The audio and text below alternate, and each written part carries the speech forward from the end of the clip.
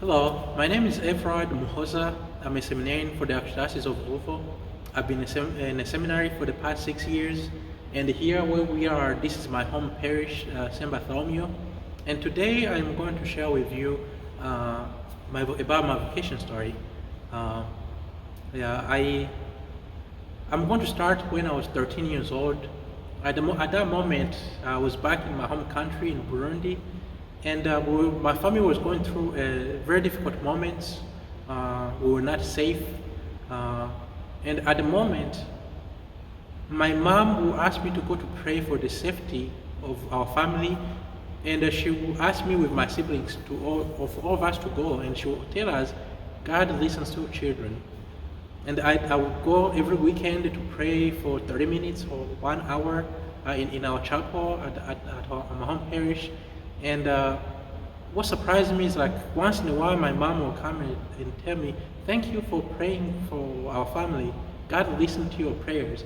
And whenever she would tell me that something has happened that was significant, and my prayers perhaps were through our prayers, maybe something bad that was supposed to happen did not happen.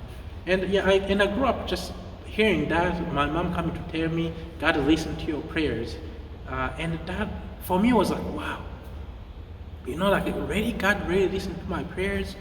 And that really drew me closer to God, knowing that when I pray, He listens and He responds to my prayers in different ways that sometimes I can see and sometimes I cannot.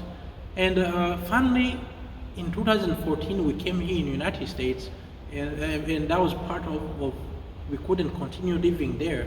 And when we came here in the United States, I didn't know English, nothing. I spent a year learning English at the ESA Newcomer Academy.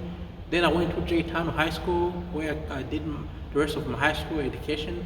But when I was in high school, we had a picnic here at this same church, and my pastor at the time got injured during the picnic, and so they took him to the hospital.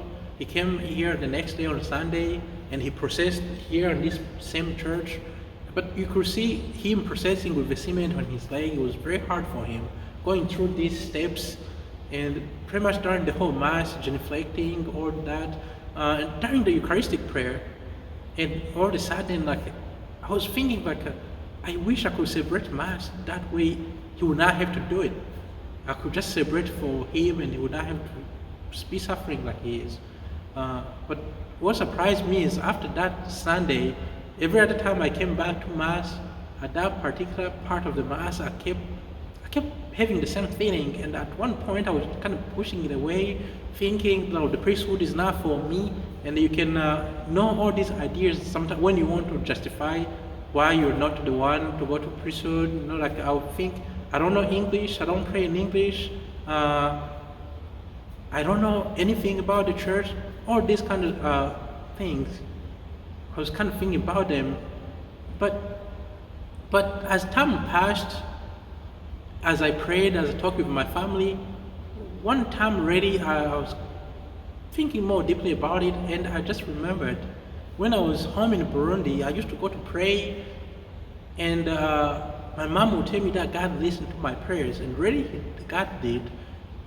But now I feel like God is asking me for something, and He wants me to respond. And I'm running away, so I thought maybe this is a good opportunity for me as well to say yes to God.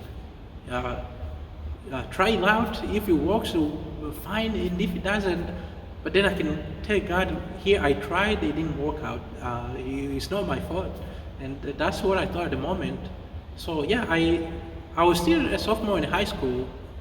The first thing I did, I came here to my pastor, told him I'm interested in the priesthood, but I don't know what to do. And I told him, I don't know English, I don't know how to pray in English. So he started teaching me how to pray the basic prayers, Our Father, Hail Mary, Glory to the Father. And he connected me to the diocese.